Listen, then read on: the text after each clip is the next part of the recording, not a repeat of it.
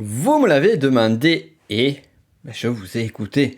Oui, c'est cet épisode, ou plutôt cette série d'épisodes, parce qu'il y en aura d'autres du même style, sur les stratégies d'excellence, et tout particulièrement une stratégie qui est, je pense, qui est d'ailleurs celle qui va le plus intéresser ceux qui m'écoutent, donc en l'occurrence toi, la stratégie Sherlock Holmes, ou en d'autres termes, comment développer la science de la déduction telle qu'il a nommé lui-même, ou du moins selon les dires d'Arthur Conan Doyle. D'ailleurs, on va revenir sur le personnage d'Arthur Conan Doyle pour comprendre cette stratégie-là, et puis plus encore, et surtout pour pouvoir l'appliquer. On va faire également le lien avec les typologies de personnalité, puisque tu verras que le fait de développer tes capacités déductives te permettront de mieux voir, de mieux détecter les types de personnalités des individus qui se trouveront face à toi, tes amis, ta famille, tes meilleurs potes, ton pire ennemi, bref, un sujet passionnant. On est parti. Je te souhaite la bienvenue sur ce podcast Connaissance de soi. Et si tu ne me connais pas encore, je m'appelle Nico Pen. Je suis l'auteur de ce podcast, auteur et formateur depuis 2011. Et au travers de ce podcast, je t'aide à découvrir cet univers infini qui est à l'intérieur de toi et tous les trésors cachés qui sont cachés au fin fond de ta personnalité. En parlant de personnalité, et justement pour poser le contexte et l'intérêt et le sens de cet épisode au regard de la connaissance de soi, eh bien, on avait vu précédemment, dans un précédent podcast, la modélisation en PNL, notamment avec un personnage clé qui est Robert Dills, dont on avait parlé sur un podcast précédent sur la pyramide de Dills. Bref, on voit que finalement, on arrive sur des sujets qui sont assez liés les uns les autres, et c'est ça qui est chouette sur les épisodes, ce qui me plaît, parce qu'on fait des références entre différents concepts. Et donc, on avait vu, pour parler de modélisation, que finalement, une modélisation d'excellence, c'était comment arriver à détecter les qualités, les compétences, les aptitudes d'une personne et pouvoir les intégrer à soi. On avait vu les limites du modèle, mais en même temps, on avait vu que ce modèle-là, sa grande force, et c'est vraiment une des grandes forces de la programmation neurolinguistique, c'est d'arriver à extraire des compétences, des aptitudes, des capacités d'une personne et faire en sorte que n'importe qui puisse les utiliser. Est-ce que chacun va pouvoir les utiliser au même niveau d'excellence? Ça, c'est un autre sujet. Toujours est-il, la stratégie que je vais te donner là, qui s'appelle la stratégie Sherlock Holmes, qui est très peu connue d'ailleurs, petite parenthèse mise à part, je vais t'expliquer pourquoi aussi, eh bien cette stratégie-là va te permettre de développer ton sens de l'observation, mais surtout de la déduction. D'ailleurs, qui n'a jamais rêvé d'être comme Sherlock Holmes, d'observer une personne, d'observer un lieu et à partir de quelques informations dont personne n'a pu capter l'intérêt, arriver à dire des choses très très précises sur la personne. Il suffit d'imaginer, alors moi j'imagine quand je te dis ça, le personnage de Sherlock dans la série Sherlock où on a Benedict Cumberbatch qui est en train d'observer pour sa première rencontre le docteur Watson et qui arrive rien qu'avec l'observation à déterminer qu'en fait celui-ci revient de la guerre et c'est pour cela qu'il est en plus encore qu'il est médecin militaire. Comment peut-on arriver à déduire ça d'une personne qu'on vient de rencontrer pour la première fois?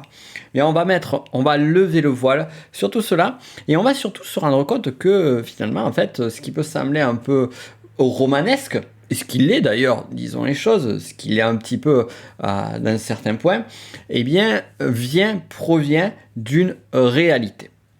On va même commencer par cela. On va commencer par cela pour expliquer d'où vient cette capacité de Sherlock Holmes et est-ce que, justement, elle est quelque chose qui est issu du fantasme ou de la réalité. Bon. Tu as déjà plus ou moins la réponse, mais on va comprendre le comment du pourquoi. Ça va nous permettre également de voir un petit peu les bases et de voir où trouver justement la détection de ces stratégies. Bref, en d'autres termes, revenir à la genèse. Alors, la genèse, c'est quoi la genèse? Eh bien, c'est tout simplement notre cher Arthur Conan Doyle qui donc a écrit les aventures de Sherlock Holmes, une série de livres, de nouvelles courtes ou un peu plus longues, et donc qui sont arrivés en 1887. Ce qui est intéressant, c'est qu'aujourd'hui, lorsqu'on voit tout type de détective moderne, Et pas que, eh bien, on a toujours une référence à Sherlock Holmes. Il suffit de penser par exemple au personnage de Patrick Jane dans la série Mentalist et bien d'autres personnages encore, sans parler bien évidemment des Sherlock Holmes modernes. Mais il y a un autre personnage qui est intéressant et qui est bien plus proche de la réalité historique qu'on ne peut l'imaginer, c'est le personnage de Dr House. Et le personnage de Dr House est intéressant parce que justement ses capacités d'analyse et de déduction, il va pas les faire dans un point de vue criminel, comme on peut le voir sur Sherlock Holmes ou sur d'autres inspirations modernes, mais il va le faire sur la partie médicale. Et en fait, ce qu'il faut savoir, c'est qu'Arthur Conan Doyle, avant de devenir un auteur célèbre, a justement usé les bancs de l'université, et tout particulièrement de l'université d'Édimbourg. Et c'était pas dans le milieu, on pourrait imaginer le milieu littéraire ou journalistique, mais dans le milieu médical, dans lequel il s'était pris, on va dire, de première passion, et justement visé une carrière de docteur. Et à l'université, donc nous allons revenir 10 ans avant les premiers écrits de Sherlock Holmes, en 1877, eh bien, il y avait différents professeurs et il était fasciné par un de ces professeurs. Ce professeur, né en 1837, qui est donc professeur à l'université d'Édimbourg et également docteur, se faisait appeler Joseph Bell. Il s'appelle Joseph Bell. Et ce personnage, Joseph Bell, était un bon professeur, mais avait surtout, à chacun de ses cours, une façon, on va dire, je dirais théâtrale, de marquer ses élèves. Et pour cause. Petite anecdote parmi une multiple, un jour, il a fait rentrer une personne dans son amphi, une personne qu'il n'avait jamais vue, il a demandé à ses élèves de désigner cette personne-là, et rien qu'au travers de l'observation, il a réussi à déduire que cette personne est justement un militaire et même à identifier très rapidement des difficultés, des douleurs physiques qui étaient dues à des blessures anciennes. Alors, ça peut sembler étonnant, ça peut sembler fou, et en même temps, c'est un lien avec Sherlock Holmes. C'est cette personne qui voit une personne qui arrive, waouh! Et là, il y a ce détail, et à partir de ce détail, je déduis ceci. Et donc, ça a impressionné beaucoup ses élèves, dont forcément Arthur Conan Doyle, qui a réutilisé, qui s'est inspiré de Joseph Bell pour créer son personnage de Sherlock Holmes. Donc, on a ici l'inspiration de base, mais ce qu'il faut voir derrière cette courte histoire, c'est que déjà, la notion de possible, est-ce que c'est possible? La réponse est oui, et plus encore, Conan Doyle n'est pas n'importe qui non plus, j'ai envie de dire, dans le sens où finalement, ce qu'il a observé du mode de fonctionnement de Joseph Bell, eh bien, il l'a réutilisé pour son personnage, et pas seulement dans le sens où il y a un personnage qui analyse 2-3 trucs et qui arrive à trouver des conclusions. Non, il a également pu modéliser, et donc on en vient à la PNL, puis modéliser le mode de fonctionnement de ce fameux Joseph Bell, ce qui nous a amené donc le personnage de Sherlock Holmes. Alors la stratégie Sherlock Holmes après a été une modélisation qui a été faite entre autres, ce n'est pas la seule, et je vais t'expliquer cela, par Robert Dills sur son bouquin Strategies of Genius. Donc on en avait parlé rapidement dans le précédent épisode. Donc il avait fait Mozart, Walt Disney, Aristote, Tesla et bien d'autres, et donc le Sherlock Holmes de Conan Doyle. Mais au-delà de ça, ce que je vais te donner ici, donc ça a été ma recherche à moi, ce qu'il faut savoir, et là vraiment je vais rentrer plus sur on va dire sur la partie personnelle ou la partie me concernant, c'est qu'en fait ça m'a fasciné. À l'époque où j'ai découvert ces différentes stratégies, et tout particulièrement cette stratégie de déduction, je me suis dit c'est génial, comment ne pas vouloir être une forme de mentaliste. Alors moi c'était vraiment, j'adorais ce personnage de Patrick Jane du mentaliste, et Sherlock aussi, mais vraiment c'est aspirer à avoir ces compétences-là. Et donc, ce que j'ai fait, c'est que j'ai énormément lu, j'ai énormément creusé la stratégie Sherlock Holmes de Robert Dills. Ce qu'il faut savoir, c'est que sur des formations en PNL, en programmation neurolinguistique, eh bien, il y a certaines stratégies qui sont enseignées, dont notamment la fameuse stratégie Walt Disney, dont on reviendra plus tard. J'ai vraiment envie de te faire un épisode là-dessus, petite parenthèse. Et également, sur cette stratégie Walt Disney, je t'expliquerai justement les limites selon on va dire la version qui est sur les formations PNL et on va dire la version d'origine de Dills qui a été un petit peu bougée et une actualisation finalement de tout cela. À savoir que si tu as suivi notamment ma formation du rêve à la réalité, ben, tu as déjà des infos sur cette stratégie-là, puisque c'est une stratégie imaginative. Parenthèse fermée, on revient à la stratégie Sherlock Holmes. Donc, stratégie Sherlock Holmes, Robert Dills a fait sa propre modélisation. Comme je l'avais expliqué dans un précédent épisode, c'est super intéressant, j'adore ce que fait Robert Dills, ça va vraiment dans le détail. Et en même temps, la structuration, elle manque un peu pour arriver à faire quelque chose qui soit simple et malléable. Et c'est vraiment ce que j'ai voulu faire, ce que j'ai réussi à condenser, ce que je vais te donner là, qui sera simple et malléable. De là, je me suis inspiré de cela. Je me suis également inspiré d'un autre livre qui s'appelle The Monograph de Ben Cardall, qui est justement sur ces stratégies d'analyse et de déduction. J'avais à l'époque également creusé une autre chaîne YouTube américaine, je ne sais pas si elle existe encore, qui s'appelle The Art of Deduction. Je crois qu'elle était anglaise, elle n'était pas américaine. Et enfin, dernière source pour ce travail-là, qui était finalement la source de travail identique à celle de Robert Dills, mais justement c'est bien de revenir aux sources, ce sont les écrits de Conan Doyle, et tout particulièrement les deux premiers écrits de Conan Doyle, où justement on a ce personnage de Sherlock Holmes qui explique un petit peu plus comment il fonctionne. Donc on a notamment le signe des 4, qui est une de ses nouvelles, et également, si mes souvenirs sont bons, une étude en rouge. D'ailleurs, sur l'un d'entre eux, il est en train d'expliquer justement, et on retrouve cette scène dans la série Sherlock aussi. La série Sherlock m'a pas mal aidé à l'époque.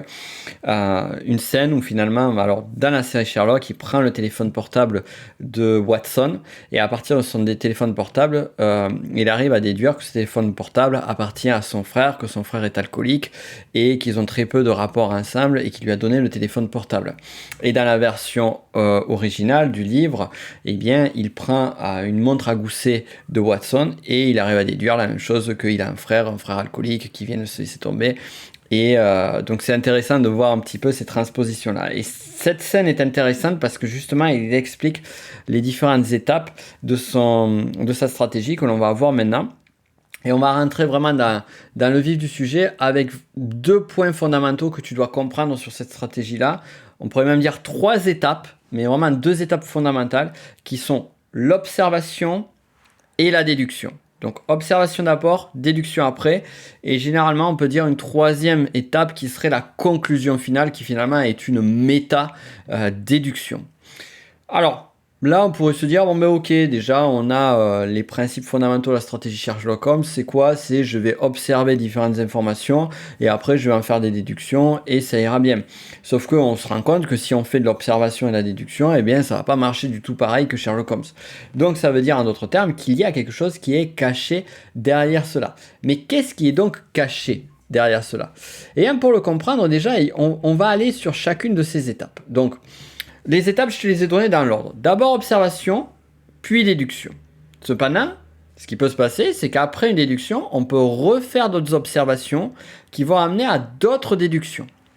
De même, on peut faire une observation, une seconde observation, une 3e observation. Ces observations vont amener peut-être à 2 déductions distinctes.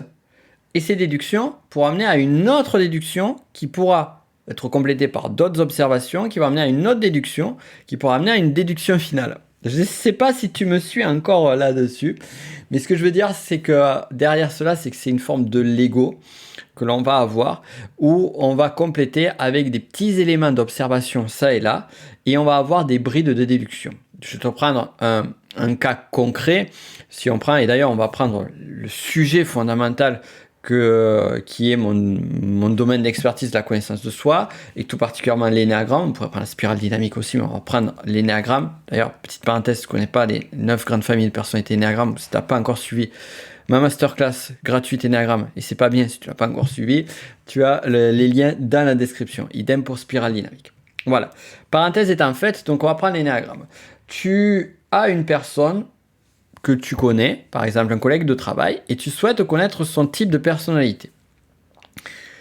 Comme on le sait, l'énéagramme, c'est pas le MBTI, c'est pas, je dirais, le MBTI encore, il y a de la subtilité, on va dire. C'est pas le disque, c'est pas la processcom, on est vraiment sur des strates profondes de la personnalité. Donc, c'est très subtil pour trouver le type énéagramme d'une personne. Il suffit de prendre par exemple les fameux sous-types, donc on a les 9 familles de personnalités, on a les 27 sous-types. Là on se rend compte sur une même famille de personnalités, on peut avoir des subtilités. Par exemple, on va avoir certains qui vont être un type 2 qui vont fonctionner de certaines façons et d'autres de l'autre. Donc ça amène vraiment un niveau de profondeur très fort, mais l'envers de la médaille, disons-le, c'est que justement, eh bien, c'est pas évident, ce n'est pas aisé de trouver son propre type de personnalité, et ça l'est encore moins pour arriver à détecter le type de personnalité de quelqu'un d'autre. Cependant, si tu m'as déjà vu donner des exemples de personnages célèbres ou autres, d'ailleurs tu pourras trouver j'ai fait une liste sur mon site internet, petite parenthèse, sur mon site internet Enneagram Alchimie. Tu tapes Enneagram Célébrité ou Enneagram Alchimie Célébrité et tu trouveras donc une liste de personnages fictifs ou réels sur tous les types Enneagram. Ça te permettra d'avoir une meilleure appréciation et il y a vraiment eu un travail un travail de fond qui a été fait pour être vraiment sûr de mettre les bonnes personnes dans la liste. Je ne vais pas mettre des personnes sur lesquelles j'ai un doute ou vraiment de façon intuitive, je dis mais ça va être tel profil. Non, il y a quand même un petit travail où on a creusé derrière. Je dis on parce que je ne suis pas le seul à avoir creusé derrière. Voilà, et puis c'est surtout ça m'a embêté de voir qu'il y avait beaucoup d'informations fausses sur les différents types énéagrammes sur internet, comme par exemple bon bref, je ne vais pas rentrer dans les détails, mais donc c'était nécessaire d'essayer de toucher au plus précis possible et au plus fiable. Alors, donc on revient là-dessus. Donc tout ça pour dire que c'est possible, déjà, premier point. C'est possible d'arriver à un type de personnalité. La grande erreur que l'on va faire lorsqu'on va chercher un type de personnalité, et c'est une erreur par rapport à la stratégie Sherlock Holmes, c'est de déduire trop vite. C'est-à-dire, je vais observer 2-3 éléments. Par exemple, je vais voir une personne qui va être face à moi. Cette personne va avoir un visage un petit peu bourru, colérique. Lorsque je vais parler à cette personne, elle va me répondre de façon un petit peu directe, un petit peu brute. Je vais dire, c'est clair, c'est évident, c'est un type 8 énéagramme. Donc là, en fait, c'est là où on va tomber dans la première grande erreur sur la stratégie Sherlock Holmes, c'est faire une observation et faire une déduction pendant l'observation, voire sans vraiment s'assurer qu'il y ait d'autres observations qui confirment ou qui infirment cela.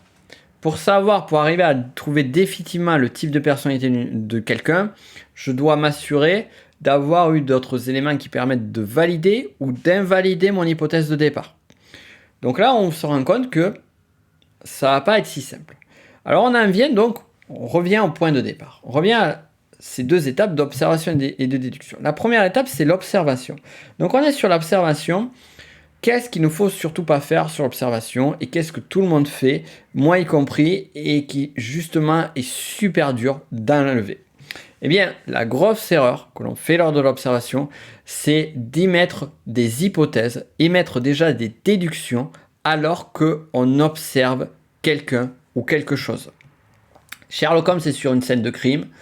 Il se rend compte qu'il y a une femme qui est par terre. Il y a une tache de sang qui est derrière le crâne. Et il regarde autour de lui. Et rapidement, on pourrait dire « Ah, cette femme est morte parce qu'on lui a donné un grand coup derrière le crâne. » Est-ce que c'est vraiment le cas? Et peut-être que si finalement on fait une analyse derrière, on peut se rendre compte, et probablement que Sherlock Holmes l'a vu, que finalement, c'est pas le coup dans le crâne qui a fait que cette personne est morte. Non, c'est qu'en fait, elle a à côté de cette personne, de cette femme, il y a un verre. Dans ce verre, il y avait un poison. Elle a bu ce poison toxique. Elle a perdu l'équilibre. Elle est tombée. Elle a tapé son crâne contre la table qui est juste à côté. Et c'est là, justement, qu'il y a eu le choc. Mais en fait, ce qui a été létal, ça n'a pas été le choc, c'était le poison en amont. Et tu vois, cette subtilité-là, elle est liée à une déduction trop précoce ou une déduction simple liée à une observation. Et en fait, parmi les différents biais cognitifs qu'on a, on a vraiment ce raccourci-là. C'est de suite, voilà, j'observe quelque chose, bam, déduction, déduction. Et en même temps, c'est super séduisant. C'est de se dire, ah mais là, j'ai réussi à déduire rapidement, facilement, sans effort, à moins de 10 minutes chrono. Donc là, on est sur des grandes promesses, sur-promesses de marketeux. Mais ici, derrière, la clé, c'est ça, déjà, premier point. C'est observer. J'observe. Et je ne vais pas me faire d'idées préconçues sur ce que j'observe. J'observe de la façon la plus neutre, la plus froide possible. Et là, donc, on en vient à la PNL. Comment va-t-on observer ? Eh bien, on va observer avec ce dont on avait parlé précédemment, ce qui s'appelle le VACOG, c'est-à-dire les 5 sens, mais de façon externe. Je vais observer d'un point de vue visuel, d'un point de vue kinesthétique, je vais toucher aussi, parce que c'est intéressant de toucher, le contact. D'un point de vue auditif, est-ce qu'il y a des sons ? Et d'ailleurs, on va en venir sur l'énéagramme, sur l'auditif, on va se rendre compte qu'il est beaucoup plus important que ce que l'on croit. Et accessoirement, olfactif et gustatif. Par exemple, Sherlock va sentir l'odeur du poison dans le verre. Bon, il va pas le goûter, parce qu'il n'est pas idiot, mais tu comprends un petit peu l'idée. Mais il y avait par exemple une petite anecdote qui était très intéressante dans Sherlock Holmes, c'est que il avait appris les différentes variétés de cigares.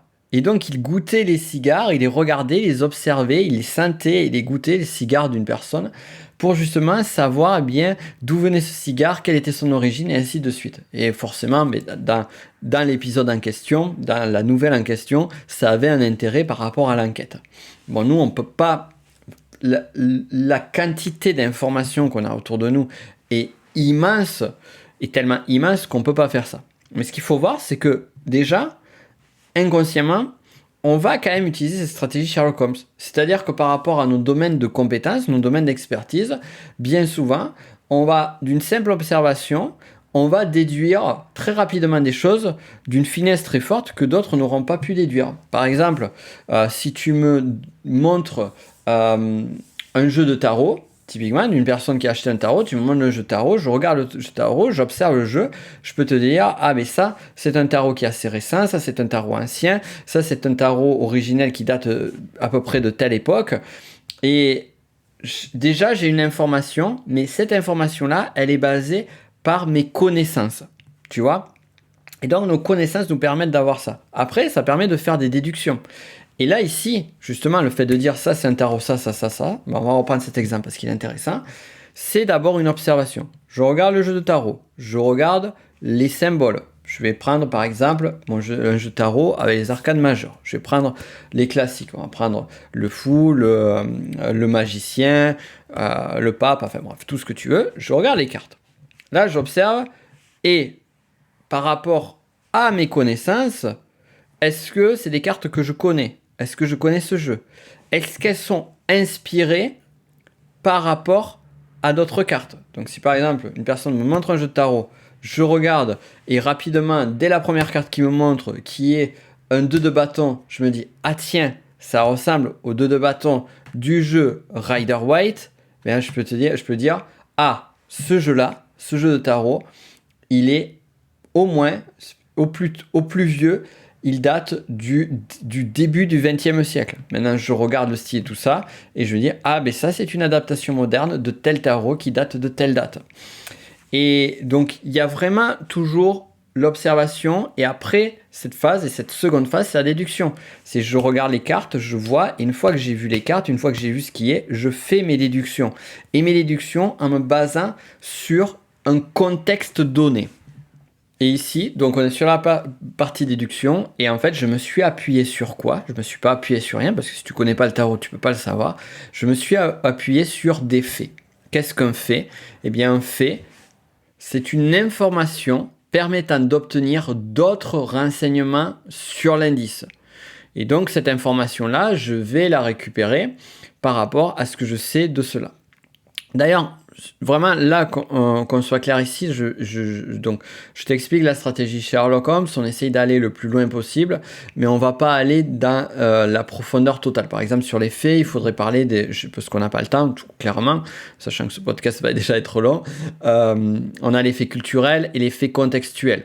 Mais tout cela, j'en parle plus en profondeur sur la formation Master Enneagramme. Donc vraiment la partie avancée d'Enneagramme, puisque justement c'est un lien avec le typage de personnalité. Parenthèse étant faite sur ça. Donc on a une déduction qui est basée sur un fait. Mais on va revenir sur l'observation. Je t'ai glissé ça parce que tu vas voir, on va y revenir dessus, et puis au moins déjà tu commences à avoir des bases. Donc l'observation, ce qu'on va faire, c'est qu'on va observer de façon visuelle. Par exemple, là, c'est tarot, j'observe de façon visuelle. Je peux observer le tarot de façon kinesthésique pour savoir si le jeu il a été utilisé par la personne ou pas, ne serait-ce que toucher les cartes, voir si elles sont lisses ou pas, voir si elles sont un petit peu cornées, toucher le bord de la carte, voir s'il est un peu usé, un peu abîmé. Donc là, l'observation va se faire de façon kinesthésique. Et je te disais tout à l'heure, donc là on a pris cet exemple-là, on va reprendre notre exemple de typage de personnalité. Donc si je veux trouver le type de personnalité de quelqu'un, eh bien à ce moment-là, parmi les 5 sens en externe, c'est-à-dire je récupère une information de l'extérieur, eh bien celui qui va être super important, c'est l'auditif. Le visuel va être intéressant, mais l'auditif va être super intéressant. Pourquoi? Pour les mots, pour les phrases, mais également aussi pour l'intonation de la voix. En fonction de la typologie de personnalité, en fonction du contexte, en fonction de la situation, eh bien, ne serait-ce que la tonalité de la voix ne va pas être la même. Si tu as des 9 avec toi, tu vas te rendre compte qu'ils ont un mode de discussion, une façon de parler qui va être plutôt douce, parfois un petit peu sec quand il va avoir un petit côté 8, mais ça va être plutôt des personnes qui vont amener dans leurs approches, façon de parler, du calme. Et en même temps, le calme, on peut très bien le trouver sur d'autres profils, par exemple sur un 6 plutôt survie, sur un 4 survie. Donc c'est là où on dit, bon ben voilà, ça, j'observe une personne qui parle de façon calme, mais ça m'amène une déduction qui est, cette personne parle de façon calme. Je vais regarder les faits. Quels sont les profils qui sont susceptibles de parler de façon calme? Peut-être un 8, un 9, peut-être un 4, peut-être un 6. Et là, déjà, on a déduit des différentes choses. Du moins, on a fait quelques hypothèses. Mais ces hypothèses ne sont pas nécessaires, sont utiles, mais ne sont pas nécessaires et suffisantes pour dire, ah voilà, cette personne est forcément 8, 4 ou 6. J'ai besoin d'autres informations. Alors du coup, on va revenir sur l'observation et on va écouter la personne parler. Et ce qui est intéressant, c'est justement la partie sémantique. Les mots. Les mots vont avoir beaucoup d'impact. Et ce que l'on peut voir, et ça pareil, si tu suis le Tech Enneagram, j'ai mis un petit peu l'accent dessus, sur certaines parties, eh bien il y a des mots-clés en fonction des profils. Est-ce que je peux t'aider? L'amour, partage. Ça, c'est des mots qu'on va retrouver plus sur du 2. Des mots aussi qui sont reliés au contexte plutôt émotionnel, puisque c'est un profil plutôt émotionnel. Si j'entends par exemple kiffer, se faire plaisir, la liberté, s'amuser, ben là j'ai un contexte de mots qui est lié au type 7 Ennéagramme. Et en même temps, si je connais la spirale dynamique, qui est une autre source d'information, eh bien, je sais que ça peut aussi être lié au niveau orange de la spirale dynamique, la partie liberté, plaisir. Donc, je ne vais pas me dire, cette personne utilise ce mot. C'est souvent là où les personnes se trompent et vont typer des personnes en 7 alors qu'elles ne sont pas 7 ou en 3. C'est que justement, on nommait d'autres contextes qui sont par exemple à quel niveau d'évolution cette personne se trouve au regard d'une autre grille de lecture qui est la spirale dynamique. Je ne dis pas que c'est obligatoire d'utiliser la spirale dynamique pour arriver à faire l'observation, la bonne déduction, mais ça va être un outil complémentaire. Mais l'erreur que je viens de te... Là, on aurait dit un type 1 énéagramme, la façon dont je l'ai dit. Mais l'erreur qu'il ne faut pas faire, cette erreur, surtout pas, parce que il faut éviter cela. Voilà, comme ça on a tous les mots, enfin on a quelques mots du 1 avec le il faut, erreur. L'erreur, c'est justement de faire la déduction finale, la fameuse conclusion, trop rapidement. Bon, je te l'ai déjà dit en amont, mais vraiment je souhaite insister là-dessus.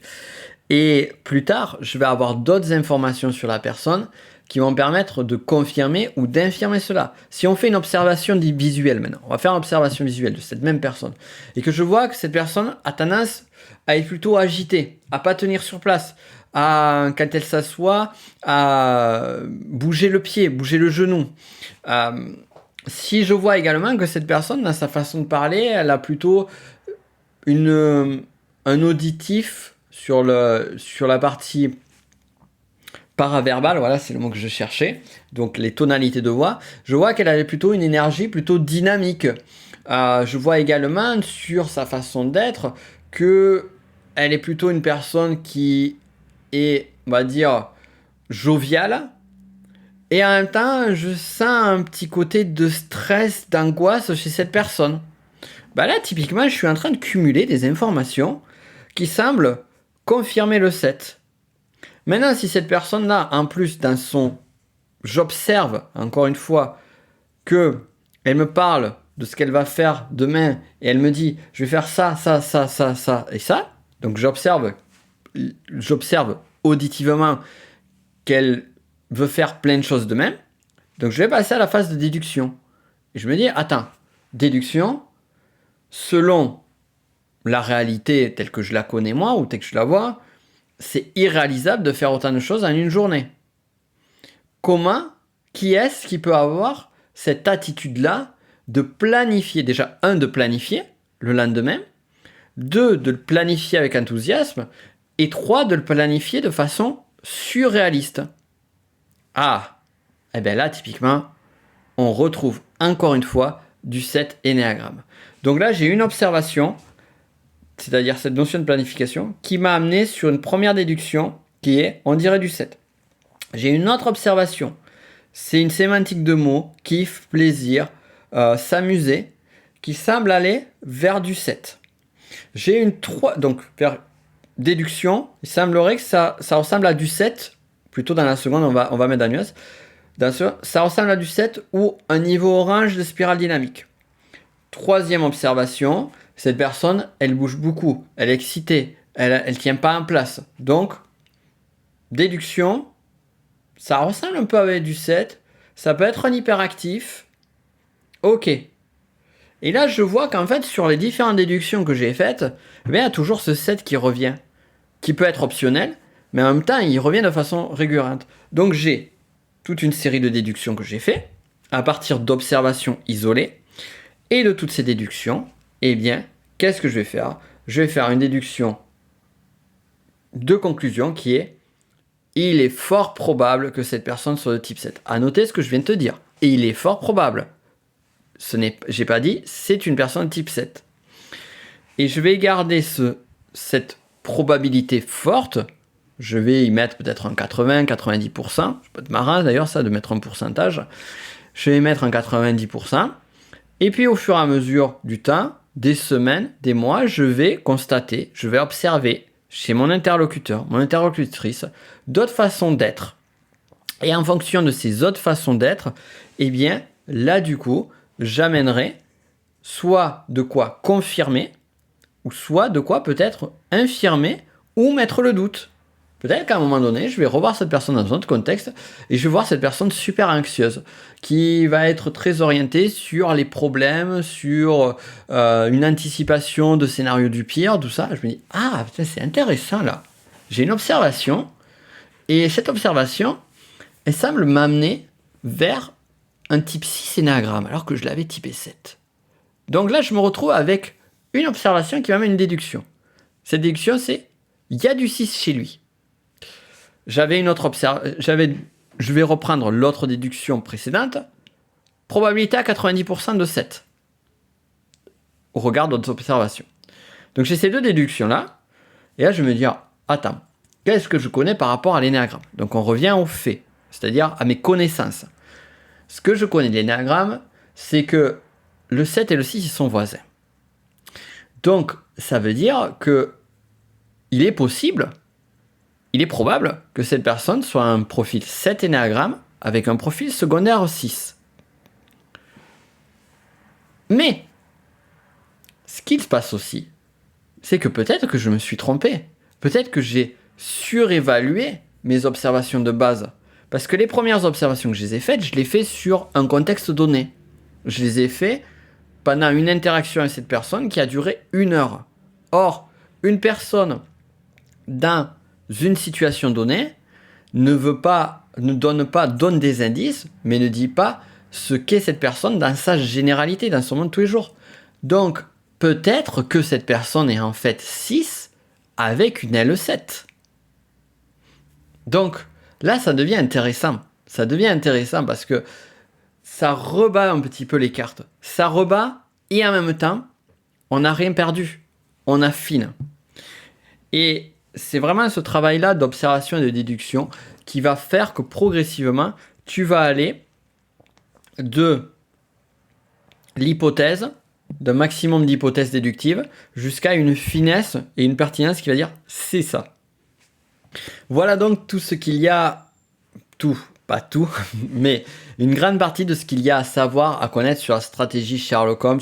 Je vais te la résumer rapidement. La stratégie Sherlock Holmes, ce sont vraiment deux étapes fondamentales, ou du moins 2 blocs, 2 bulles, on va les appeler des bulles. Une bulle d'observation et une bulle de déduction. Lorsque je fais une bulle d'observation, j'observe et j'essaye d'être le plus impartial possible, ce qui est très difficile comme on l'a vu. Et après, de ces observations et de différents faits, de mes connaissances, je vais faire des déductions. Sachant que ces 2 bulles-là, elles peuvent se combiner. Donc, ce que je t'avais dit en amont, c'est une observation peut amener une déduction, 30 observations peut amener une seule déduction, ou on peut avoir 15 observations qui vont amener une première déduction, et 15 autres observations qui vont amener une seconde déduction. Et après, les bulles de déduction, eh bien, je peux les combiner. Je peux dire que la bulle de déduction 1 plus bulle de déduction 2 m'amène à une déduction numéro 3. Ou alors que la bulle de déduction 1 plus bulle de déduction 2 plus une nouvelle observation va m'amener à la déduction 3. Jusqu'à, après, peut-être renforcer avec d'autres observations, d'autres déductions, et arriver à la déduction finale. Voilà, donc c'est là où finalement, en fait, cette stratégie Sherlock Holmes est simple et en même temps est pas facile à appréhender parce que, comme tu peux le voir, on est sur une approche plutôt organique des choses. C'est-à-dire que c'est une approche un peu mouvante. On peut pas dire il faut que tu observes 30 choses et de là tu vas faire 3 déductions. Non, ça va dépendre des contextes, ça va dépendre de la situation, ça va dépendre de ce que tu veux observer. De même sur les déductions, est-ce que au bout de, je sais pas, on dit combien faut-il de déductions pour avoir déduction finale? Ça peut être des grandes questions, on va dire très littérales, mais en fait c'est impossible de répondre. Peut-être dans un cas, il faudra 2 déductions. Peut-être dans un cas, il en faudra 10. Peut-être dans un autre cas, il en faudra 10 qui après devront être complétés par 3 autres.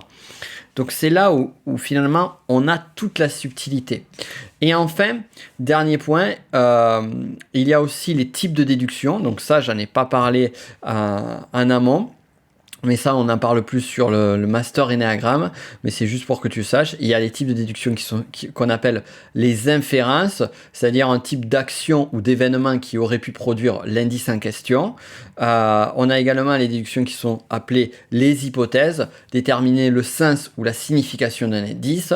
Et enfin, les déductions qui sont des faits, qui sont des informations permettant d'obtenir d'autres renseignements sur l'indice. Donc ça, les faits, on en a parlé quand même pas mal avec justement l'énéagramme et les différentes connaissances ou spirales dynamiques, différentes connaissances que tu vas mettre en amont.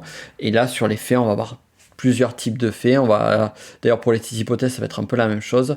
Des hypothèses et des faits contextuels et des hypothèses et des faits culturels.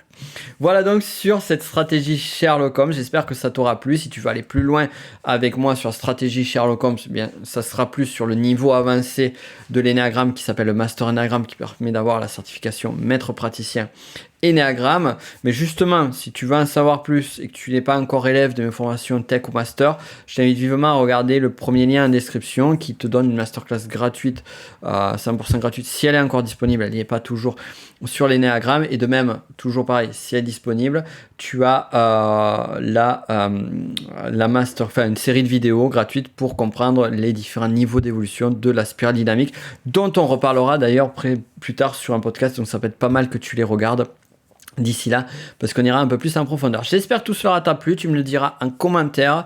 N'hésite pas à me faire une note sur la plateforme podcast sur laquelle tu écoutes, tout particulièrement Apple Podcast et SoundCloud, un 5 étoiles, c'est juste hyper aidant pour le référencement de ce podcast. Et quant à nous, on se dit à plus tard. Je sais pas si la semaine prochaine on va parler d'une autre stratégie d'excellence ou si on va parler de toute autre chose encore. J'ai quand même des choses à dire intéressantes sur ton type de personnalité, pourquoi tu dois t'intéresser à ton type de personnalité. Bref, on verra tout cela très rapidement. Ça sera la surprise pour le prochain épisode. Ça dépend beaucoup aussi de mon inspiration du moment. J'espère que tu auras kiffé et on se dit à très vite. Ciao!